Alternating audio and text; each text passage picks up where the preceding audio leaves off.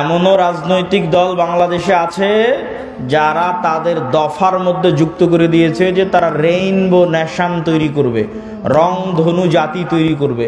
তো Nelson Mandela আফ্রিকায় রংধনু জাতি তৈরি করতে গিয়ে এই লূত আলাইহিস সালাতু ওয়াস সালামের কওমের অশ্লীলতাকে প্রমোট দিয়েছিল। আজকের এই ধরনের রাজনৈতিক দলগুলো আবার পদ তৈরি করেছে লিঙ্গ সমতা, লিঙ্গ ন্যায্যতা নামে একটা পদ তৈরি করেছে। নাউজুবিল্লাহি মিন যালিক। এর প্রত্যেকটার পিছনের উদ্দেশ্য হচ্ছে ইবলিসের যে স্কিম আছে, শয়তানের যে পদক্ষেপ আছে সেটা বাস্তবায়ন করা। তবে হ্যাঁ, তাদের জন্য অনেক বড় ধাক্কা, এই সমস্ত শয়তানের অনুসারীদের জন্য অনেক বড় ধাক্কা যে তাদের আব্বার দেশে তাদের বিরোধী লোক চলে এসেছে। তার মানে তাদের সবগুলোর আব্বা হচ্ছে আমেরিকা। আর আমেরিকার নতুন প্রেসিডেন্ট ডোনাল্ড ট্রাম্পের প্রথম আদেশ যে পৃথিবীতে তৃতীয় লিঙ্গ বলে কিছু নাই, লিঙ্গ দুইটাই, নারী আর পুরুষ।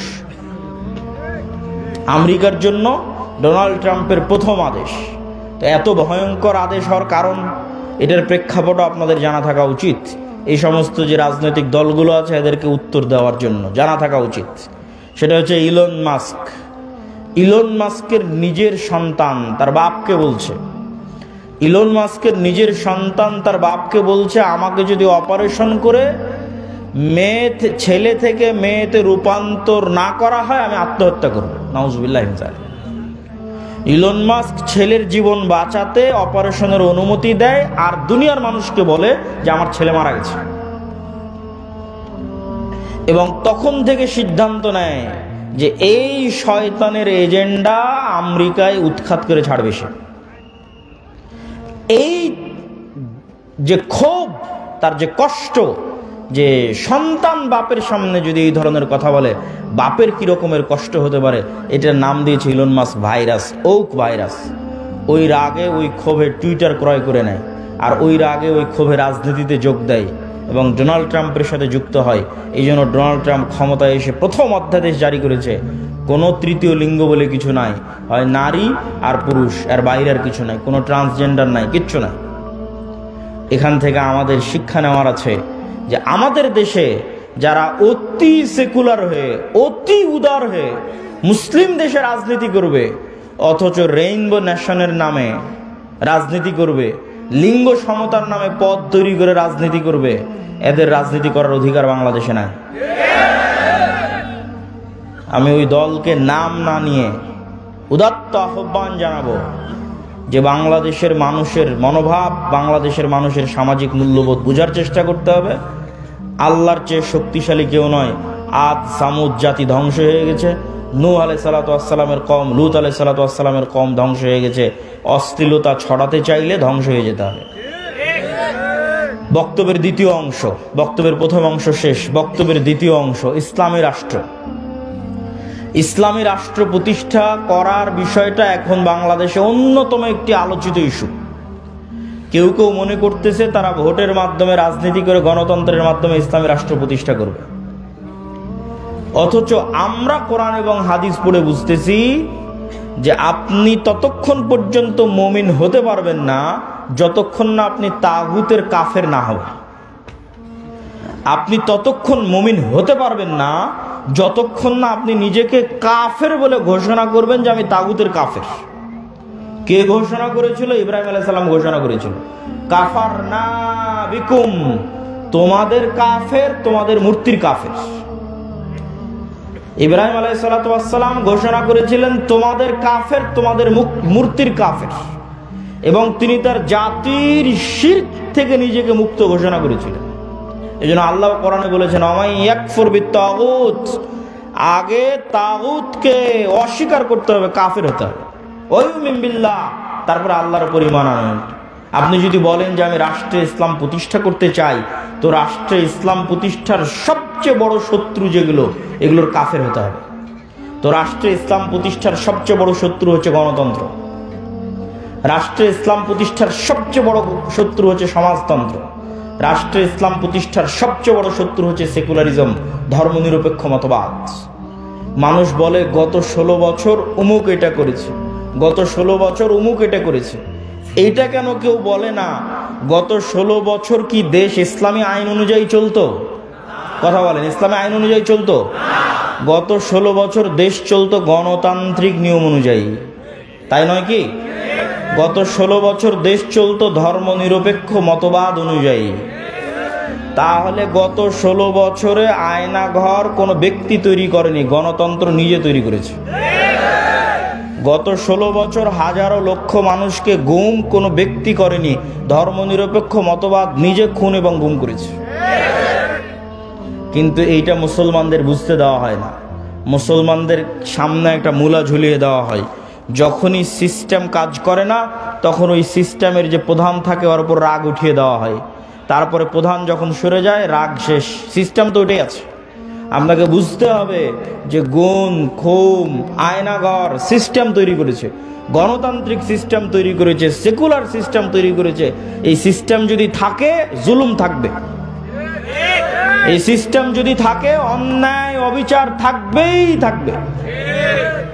ব্যক্তির সাথে অন্যায় অবিচার সম্পৃক্ত নয়, সিস্টেমের সাথে অন্যায় অবিচার সম্পৃক্ত। আমরা শুধু নামে স্বাধীন হয়েছি, কিন্তু নিয়ম কানুন শিক্ষা ব্যবস্থা আইন আদালত সবকিছু ব্রিটিশদের রেখে যাওয়া, ওই সিস্টেমেই চলতেছে। ব্রিটিশ আর্মিতে যে আইন ছিল ওই আইন পাকিস্তান আর্মিতে, পাকিস্তান আর্মিতে ওই আইন ইন্ডিয়ান আর্মিতে, ইন্ডিয়ান আর্মির আইন পাকিস্তান আর্মিতে, পাকিস্তান আর্মির আইন বাংলাদেশ আর্মিতে, সব জায়গায় ব্রিটিশ আইন চলতেছে। সম্মানিত উপস্থিতি, তাহলে আপনি যতক্ষণ ওই সিস্টেমের কাফের না হবেন ততক্ষণ আপনি ইসলামকে রাষ্ট্র ক্ষমতায় প্রতিষ্ঠা করবেন, এটা অলীক স্বপ্ন, এটা অলীক কল্পনা যে সেকুলারিজমের মধ্যে দিয়ে ইসলাম রাষ্ট্র ক্ষমতায় প্রতিষ্ঠিত হবে। বিকৃত ইসলাম প্রতিষ্ঠিত হতে পারে, কম্প্রোমাইজড ইসলাম প্রতিষ্ঠিত হতে পারে, অবিকৃত শক্তিশালী ইসলাম কখনো এই সমস্ত তন্ত্রমন্ত্র দিয়ে প্রতিষ্ঠিত হবে না, যে তন্ত্রমন্ত্রকে তৈরি করা হয়েছে ইসলাম যেন রাষ্ট্র ক্ষমতায় যেতে না পারে তার জন্য। 2 নাম্বার, রাষ্ট্র ক্ষমতায় ইসলাম প্রতিষ্ঠা করার কি আমরা মুসলমানেরা যোগ্য? এইটার উত্তর আপনাকে দিতে হবে। ইসলামের রাষ্ট্র ক্ষমতার ব্র্যান্ডিং হচ্ছে ন্যায় বিচার এবং সত্যবাদিতা, এটা হচ্ছে রাষ্ট্র ক্ষমতায় ইসলামের ব্র্যান্ডিং। মোহাম্মদ বিন কাসেম যখন সিন্ধুতে অভিযান করে, তারেক বিন জিয়াদ যখন স্পেনে অভিযান করে, ইতিহাস ঘেটে দেখেন যে সিন্ধুতে অভিযান করেছে ইসলাম প্রচারের জন্য না অন্যায় দূর করার জন্য? স্পেনে অভিযান করেছে, সিন্ধুতে অভিযান করেছে ইসলাম প্রচারের জন্য না অন্যায় দূর করার জন্য? ইতিহাস ঘেটে দেখবেন যে প্রত্যেকটা আক্রমণাত্মক যুদ্ধ হয়েছে ওই অঞ্চলের অত্যাচারিত মাজলুম মানুষকে মুক্তি দিয়ে তাদের মধ্যে ন্যায় প্রতিষ্ঠা করার জন্য। এমনকি বাংলাদেশে ইখতিয়ার উদ্দিন মোহাম্মদ বিন বখতিয়ার খিলজি থেকে শুরু করে শাহজালাল থেকে শুরু করে যারাই বাংলাদেশে অভিযান পরিচালনা করেছে তাদের প্রত্যেকের উদ্দেশ্য ছিল বাংলাদেশের মানুষকে জুলম থেকে মুক্তি দেওয়া। এই একই কথা রাসূলুল্লাহ সাল্লাল্লাহু আলাইহি ওয়াসাল্লাম ঈসা আলাইহিস সালাতু ওয়াস সালামের ক্ষেত্রে বলে গেছেন যে ঈসা আলাইহিস সালাম যখন রাষ্ট্রনেতা হবেন তখন হাকামান মুকসিতা, সারা পৃথিবীতে ন্যায় বিচার প্রতিষ্ঠা করবেন।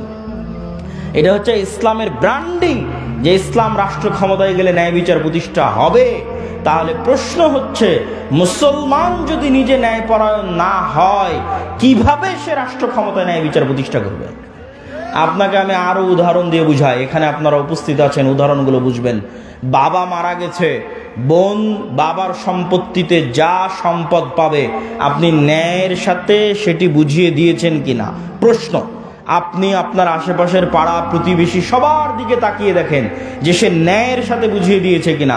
একদল পাবেন দেয়নি, একদল পাবেন যদি দিয়ে থাকে তো দামি জমিটা নিজের কাছে রেখেছে, বিলের জমিটা বোনকে দিয়েছে। তাহলে এই যে ব্যক্তি যে সামান্য তার পরিবারে তার বোনের উপর ন্যায় প্রতিষ্ঠা করতে পারলো না, ওই ব্যক্তিকে যদি রাষ্ট্র ক্ষমতা দেওয়া হয় তাহলে গত 16 বছর যা দুর্নীতি হয়েছে তার চেয়ে বেশি দুর্নীতি করবে। গত 16 বছর যা জুলম হয়েছে তার চেয়ে বেশি জুলম করবে। ওকে দিয়ে কখনো রাষ্ট্র ক্ষমতা ইসলাম প্রতিষ্ঠিত হবে না, কেননা রাষ্ট্র ক্ষমতা ইসলাম মানে ন্যায় বিচার প্রতিষ্ঠা হওয়া। তো সে তো দুর্নীতিগ্রস্ত, সে কিভাবে ন্যায় বিচার প্রতিষ্ঠা করবে? আপনি সমাজে তাকিয়ে দেখেন যে প্রত্যেকটা সেক্টরে সেক্টরে, এলাকায় এলাকায়, সমাজে সমাজে যৌতুকের ভিত্তিতে বিবাহ হচ্ছে। যৌতুকের ভিত্তিতে বিবাহ অন্যায়, মানুষের প্রতি অন্যায়। আমি এখন ন্যায় এবং অন্যায় বলতে সালাত সিয়ামের অন্যায় বুঝাচ্ছি না, এক মানুষের সাথে আর এক মানুষের প্রতি অন্যায়।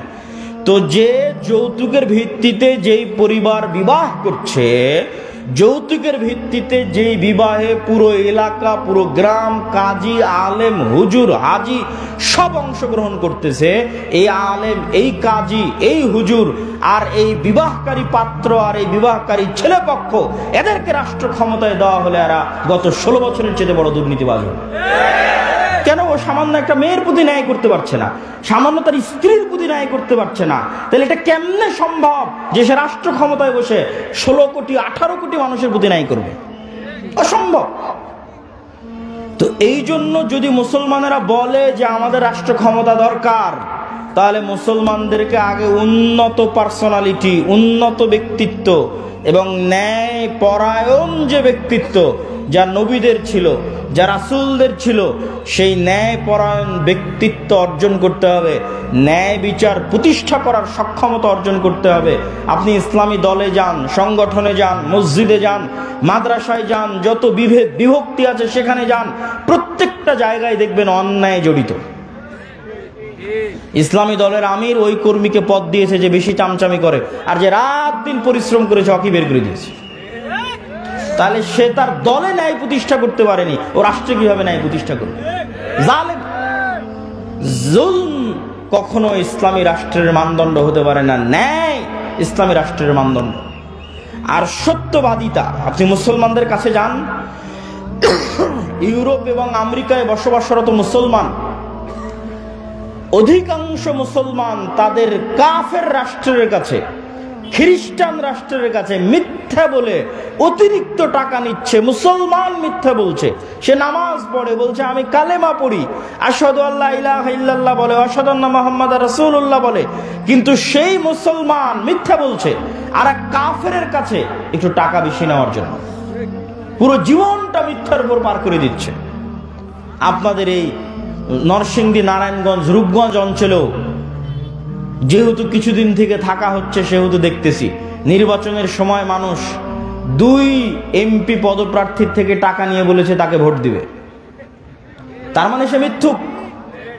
তাহলে একজন মিথ্যুক মানুষ কিভাবে নেতা হবে? একজন মিথ্যুক মানুষ কিভাবে দেশ ও জাতির দায়িত্ব নিবে? এটা অসম্ভব। আজকের যুগের মুসলমানদের ব্যক্তিত্ব মক্কার কাফের মুশরিকদের ব্যক্তিত্বের চাইতে নিম্নমানের। কিভাবে? এখনই আলোচনা শুনলেন আবু তালেব কাফের, আবু তালেব মুশরিক, কিন্তু একটা প্রমাণ দেখান দেখি যে আবু তালেব কোনোদিন মিথ্যা বলেছে। আবু তালেব কোনোদিন তার মুখের ওয়াদা রক্ষা করেনি। মুখের কথা রক্ষা করতে গিয়ে 3 বছর, মুখের কথা রক্ষা করতে গিয়ে 3 বছর ভাতিজার সাথে না খেয়ে জীবন পার করেছে। তার নাম আবু তালেব। মানে রক্তে নেতৃত্বের গুণ আছে। রক্তে কিসের গুণ আছে? নেতৃত্বের গুণ আছে। মিথ্যা বলে নেতা হওয়া যায় না, কথা রক্ষা না করে নেতা হওয়া যায় না। আবু তালেব নেতা, he is a by born leader, জন্মগত নেতা। জন্মগত নেতা দেখে মুখের কথার দাম রক্ষা করার জন্য ভাতিজার সাথে 3 বছর না খেয়ে জীবন পার করে দিয়েছে। আবু সুফিয়ান নেতা, লিডার, নেতৃত্বের যোগ্যতা আছে, কাফের মুশরিক, কিন্তু ব্যক্তিত্ব আছে। তার চিরন্তন শত্রুর বিরুদ্ধে মিথ্যা বলেনি। হিরাক্লিয়াসের দরবারে দাঁড়িয়ে আপনার একটা রাজনৈতিক দলের নেতাকে জিজ্ঞেস করেন, তার বিপরীত রাজনৈতিক দল সম্পর্কে যা বলবে 16 আনাই মিথ্যা। এই পুরো গণতান্ত্রিক রাজনীতি দাঁড়িয়ে আছে মিথ্যার উপর। পুরো গণতান্ত্রিক সিস্টেম দাঁড়িয়ে আছে মিথ্যার উপর। মিথ্যা না বললে গণতন্ত্র চলে না, মিথ্যা না বললে গণতন্ত্রে নেতা হওয়া যায় না, মিথ্যা এবং দুর্নীতি না করলে গণতন্ত্রে নিজের গদি টিকিয়ে রাখা যায় না। গণতন্ত্র সিস্টেমটাই এমন যে সিস্টেম আপনাকে মিথ্যা বলতে বাধ্য করবে। তো মিথ্যা বলে আপনি কিসের নেতা হবেন? কিসের রাষ্ট্রে ইসলাম প্রতিষ্ঠা করবেন? অন্যায় করে মিথ্যা বলে রাষ্ট্রে ইসলাম প্রতিষ্ঠা করা সম্ভব নয়। মুসলমানরা যদি বলে যে আমরা রাষ্ট্রে ইসলাম প্রতিষ্ঠা করতে চাই, তাহলে আগে মুসলমানদেরকে দায়িত্ব নিতে হবে যে তারা ইনজাস্টিস, অন্যায়ের বিরুদ্ধে শক্ত থাকবে। যেমন আজকে নরসিংদীর যুবকেরা যদি বলে যে হ্যাঁ তারা রাষ্ট্রে ইসলাম প্রতিষ্ঠা করতে চায়, তাহলে তুমি আগে নিশ্চিত করো যে তোমার নরসিংদীর নোয়াগাঁওয়ে কোথাও যেন একটা মেয়েরও যৌতুকের ভিত্তিতে বিবাহ না হয়। জুলম হবে আর মুসলমান চাই দেখবে ওই মুসলমানকে আল্লাহ নেতা বানাবে, নাউজুবিল্লাহ মিন যালিক। জুলম হবে, মুসলমান চাই দেখবে আর সেই মুসলমানকে আল্লাহ নেতা বানাবে ইসলামের নামে, আস্তাগফিরুল্লাহ আল আযীম।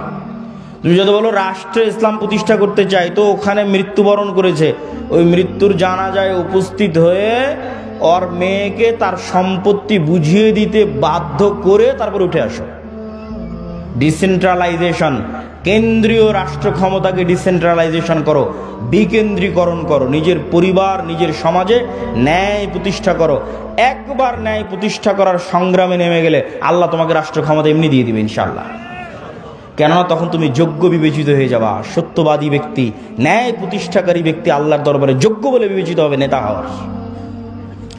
আর যদি ওই কম্প্রোমাইজ করার স্বভাব না থাকে, যে গণতন্ত্রের সাথে কম্প্রোমাইজ, সমাজতন্ত্রের সাথে কম্প্রোমাইজ, সেকুলারিজমের সাথে কম্প্রোমাইজ, ধর্ম বিক্রি করে দেওয়ার সাথে কম্প্রোমাইজ, নিজের দিনের উপর আত্মবিশ্বাস নাই, তখন আমি শিখতে বলেছি যুবকেরা, নিজের দিনের উপর আত্মবিশ্বাস ফিরিয়ে আনতে তোমরা দুটো জাতিকে দেখবা, একটা ইহুদি আর একটা হিন্দু। দূরের কথা বাদ দিলাম, আজকে পার্শ্ববর্তী দেশ ভারতের কথাও যদি ধরি, যে বিজিবি এবং বিএসএফ এর সীমান্তে যে গন্ডগোল, এই গন্ডগোল নিয়ে ফেসবুকে যুবকেরা লেখালেখি করছে, হাসি ঠাট্টা ট্রল করছে যে ভারতের হিন্দুরা গরুর মূত্র পান করে, এটা নিয়ে হাসি ঠাট্টা এবং ট্রল। তো আমার কথা হচ্ছে, ভারতের ওই হিন্দু যে গরুর মূত্র পান করে, আর গরুর মূত্র পান করা একটা ভ্রান্ত কাজ হলেও এই ভ্রান্ত কাজের উপর ওর বিশ্বাস কত অটল, ওর বিশ্বাস কত অবিচল, যে একটা ভ্রান্ত কাজকে রাষ্ট্র পর্যন্ত প্রতিষ্ঠিত করেছে। আর তুমি কত বড় মরদ, কত বড় সাহসী, যে তোমার নবীর সুন্নাত না তোমার জীবনে, না তোমার বাড়িতে, না তোমার পরিবারে, না তোমার রাষ্ট্রে, তো তুমি কিসের সাহসী, কিসের বীর পুরুষ? বীর পুরুষ সেই যে তার নিজের দিনের উপর অটল। ইহুদিদেরকে দেখে আসো, যে তার দিনের কোনো একটা বিষয়ে ছাড় দেয় কিনা। সারা পৃথিবীতে সুদী অর্থনীতির গুরু তারা, অথচ নিজেরা কোনোদিন সুদ নেয় না, নিজেরা কোনোদিন সুদী লেনদেন করে না। কেন? তারা জানে সুদ মানুষকে গোলাম বানায়, সুদ মানুষকে কৃতদাস বানায়। আল্লাহর নবী নিজে সুদ মানুষকে যে গোলাম বানায়, কৃতদাস বানায়, তার দলিল দিয়ে গেছে। আপনি বলবেন কিভাবে, কোথায় দলিল? জি আমি দলিল দেখাচ্ছি। তার আগে বলে নেই, বাংলাদেশের মুসলমানদের সমাজগুলোতে যদি যাবেন, তাহলে এনজিও আর ক্ষুদ্র ঋণে পরিপূর্ণ। তাহলে এই যে এনজিওর মাধ্যমে কিস্তির ভিত্তিতে ক্ষুদ্র ঋণে যুক্ত হয়ে গেছে, ও গোলাম হয়ে গেছে। ও জীবনে কোনোদিন আর নেতা হতে পারবে না, কোনোদিন না। কিভাবে গোলাম হয়ে গেছে? রাসূলুল্লাহ সাল্লাল্লাহু আলাইহি ওয়াসাল্লাম যখনই দোয়া করতেন, আল্লাহর কাছে পরিত্রাণ চাইতেন কর্জ থেকে, আল্লাহুম্মা ইন্নী আউযু বিকা মিনাল মা'সামি ওয়াল মাগরাম, আল্লাহ কর্জ থেকে পরিত্রাণ চাই। আল্লাহর নবীকে জিজ্ঞেস করা হলো, কেন কর্জ থেকে পরিত্রাণ চান এত? আল্লাহর নবী বললেন, ইজাস্তাদানা রাজুল, মানুষ যখন কর্জ নেওয়া শুরু করে, বাদা ইউকাযযিব, মিথ্যা বলা শুরু করে। আল্লাহর নবী বললেন, যখনই কর্জ নেওয়া শুরু করে, মিথ্যা বলা শুরু করে, 1 টাকা 10 টাকা 15 টাকা 20 টাকা কর্জ নিয়েছে, পরের দিন টাকা চাইতে যাবে, মিথ্যা বলবে। মিথ্যা বলবে না? মিথ্যা বলবে। নিজে মিথ্যা বলবে, তার পরিবারকে মিথ্যা বলাবে, তার ছেলে মেয়েকে মিথ্যা বলাবে, তার স্ত্রীকে মিথ্যা বলাবে। পুরো একটা পরিবার মিথ্যার উপর গড়ে উঠতেছে। আর শুরুতেই প্রমাণ করে দিয়েছি যে মিথ্যা বলে ও নেতা হয়। আবু তালেব মিথ্যা বলতো, আবু সুফিয়ান মিথ্যা বলতো, কাফের মুশরিক অবস্থায় মিথ্যা বলেনি। নেতা, তার নাম নেতা। যে মিথ্যা বলে সে কোশ্চিন কালো নেতা হতে পারে না, আল্লাহ কখনো তাকে নেতা বানাবে না। তাহলে কর্জ নেওয়া মানে মিথ্যা বলা শুরু।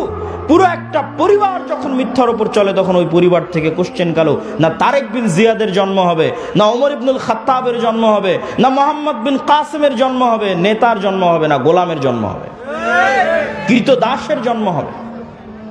সম্মানিত উপস্থিতি, এই জন্য যুবকদেরকে শক্ত হতে হবে, নিজের দিনের উপর কট্টর, নিজের দিনের উপর সেলফ কনফিডেন্ট, আত্মবিশ্বাসী হতে হবে। এবং আত্মবিশ্বাসী হয়ে সমাজ থেকে, পরিবার থেকে যত অন্যায় অনাচার অবিচার আছে, এই অন্যায় অনাচার অবিচারের বিরুদ্ধে আন্দোলন গড়ে তুলতে হবে।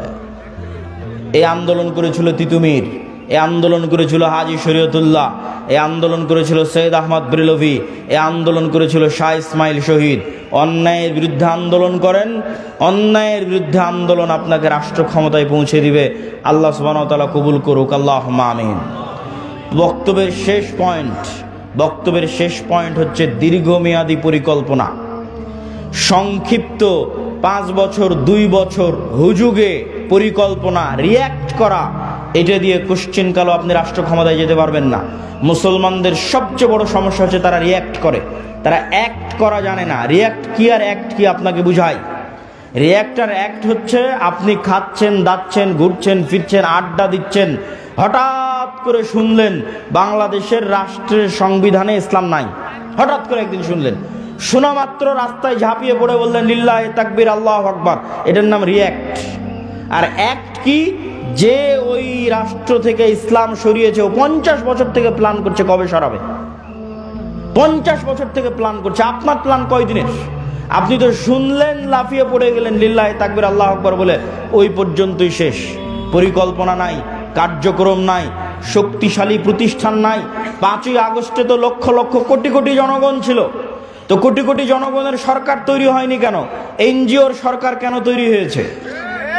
এনজিওদের শক্তিশালী প্রতিষ্ঠান আছে, এই জন্য তৈরি হয়েছে। আর এই কোটি কোটি পঙ্গপালের মতো জনগণের না একটা শক্তিশালী মিডিয়া আছে, না একটা শক্তিশালী অর্থনৈতিক প্রতিষ্ঠান আছে। তো কিসের রাজনীতি করবেন আপনি? আমেরিকায় গিয়ে দেখেন ইহুদিরা সংখ্যায় কত, 2%ও না, 1%ও না। অথচ শক্তিশালী প্রতিষ্ঠান থাকার কারণে বাইডেন ক্ষমতায় আসুক আর ট্রাম্প ক্ষমতায় আসুক, রাষ্ট্রের ক্ষমতা তাদের থাকে। আর মুসলমানেরা দীর্ঘমেয়াদী পরিকল্পনা নাই। ইসলামী দলগুলো বলছে এখনই ভোট করে এখনই ক্ষমতায় চলে যাবে। এখনই ভোট করে যদি এখনই ক্ষমতায় চলে যায়, তাহলে এখনই আর একজন বের হবে যে তাকে ক্ষমতা থেকে নামিয়ে দিবে। এই জন্য আপনাকে 50 বছর 100 বছরের পরিকল্পনা করতে হবে। যেই পরিকল্পনা করে সামনে আগাতে হবে। আপনি বলবেন ভাই পরিকল্পনার আশা কি? এই পরিকল্পনার আশা হচ্ছে আপনি শতভাগ নিশ্চিত থাকেন গণতন্ত্র কোনোদিন গণতন্ত্র দিয়ে ন্যায় বিচার প্রতিষ্ঠা হতে পারে না। কোনোদিন ধর্মনিরপেক্ষ মতবাদ দিয়ে ন্যায় বিচার প্রতিষ্ঠা হতে পারে না। নতুন আর যত তন্ত্রমন্ত্র সংবিধানে ঢুকানো হচ্ছে, এগুলো দিয়ে ন্যায় বিচার প্রতিষ্ঠা হবে না। ন্যায় বিচার একমাত্র শতভাগ প্রতিষ্ঠা হবে ইসলাম দিয়ে। তাহলে যতদিন গণতন্ত্র আছে ততদিন অবিচার অন্যায় থাকবে, যতদিন ধর্মনিরপেক্ষ মতবাদ আছে ততদিন অন্যায় অবিচার থাকবে। আর যতদিন অন্যায় অবিচার থাকবে ততদিন এরকম 5ই আগস্ট বারবার আসবে। 15 বছর পর আসবে, 20 বছর পর আসবে, 30 বছর পর আসবে। ওই 30 বছর পর যখন আসবে তখন যেন আপনার জন্য সুযোগ থাকে। এই জন্য এখন থেকে দীর্ঘমেয়াদী পরিকল্পনা করতে হবে। এই দীর্ঘমেয়াদী পরিকল্পনাই হবে মুসলিম উম্মার নাজাতের মাধ্যম, বাংলাদেশের মুসলমানদের নাজাতের মাধ্যম। আল্লাহ সুবহানাহু ওয়া তাআলা কবুল করুক, আল্লাহুম্মা আমিন। 2 মিনিট থেকে 5 মিনিটের মধ্যে জরুরি কয়েকটি কথা বলে বক্তব্যের শেষের দিকে চলে যাব। মাসিক আল ইতিসামের নিয়মিত লেখালেখি আমি করি, আপনাদের শ্রদ্ধেয় উস্তাদজি করে।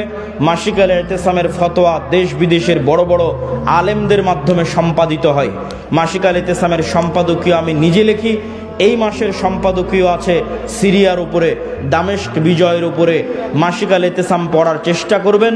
আমাদের আর যে সমস্ত বই পুস্তক আছে, ফিলিস্তিনের উপর আমার লেখা বই, মিন্নাতুল বারি আপনাদের শ্রদ্ধেয় উস্তাদজির বই, এবং আমাদের আর যত আদ-দাওয়া ইলাল্লাহর মক্তবের যে সিলেবাস আছে, উসমানী কায়দা আছে, আদর্শ শিক্ষা আছে, এগুলোকে গুরুত্ব দেওয়ার চেষ্টা করবেন। আগামী 13 ও 14 ফেব্রুয়ারিতে আল্লামা ইহসান ইলাহি জহির, যিনি পাকিস্তানের আহলে হাদিসদের সিংহ পুরুষ, সে আল্লামা ইহসান ইলাহি জহিরের সন্তান আল্লামা ইবতেসাম ইলাহি জহির আগামী 13-14 ফেব্রুয়ারি আপনাদের আল জামিয়া সালাফিয়াতে আসতেছে। আহলে হাদিসদের গর্ব, আহলে হাদিসদের অহংকার, এই সিংহ পুরুষকে জামিয়া সালাফিয়ার সালাফি কনফারেন্সে আপনাদের ব্যাপক উপস্থিতির মাধ্যমে বরণ করতে হবে। আমি আশা করব নরসিংদী নারায়ণগঞ্জের মানুষ সেই ব্যাপক উপস্থিতির মাধ্যমে তাকে সসম্মানে বরণ করে নেবে। আল্লাহ সুবহানাহু ওয়া তাআলা কবুল করুক, আল্লাহুম্মা আমিন। ওয়া আখিরু দাওয়ানা আনিল হামদুলিল্লাহি রাব্বিল আলামিন। আসসালামু আলাইকুম ওয়া রাহমাতুল্লাহি ওয়া বারাকাতুহু। ঠিক আছে, গরম পানি দাও।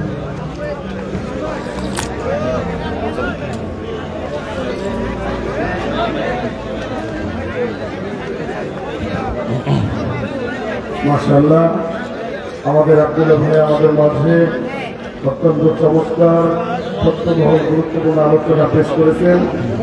আমরা সকলেই আমল করার চেষ্টা করবো। আল্লাহ আমাদের সম্মানিত ভাইরা, আপনারা আস্তে আস্তে যাবেন, কারণ আপনারা আমার মা বোন।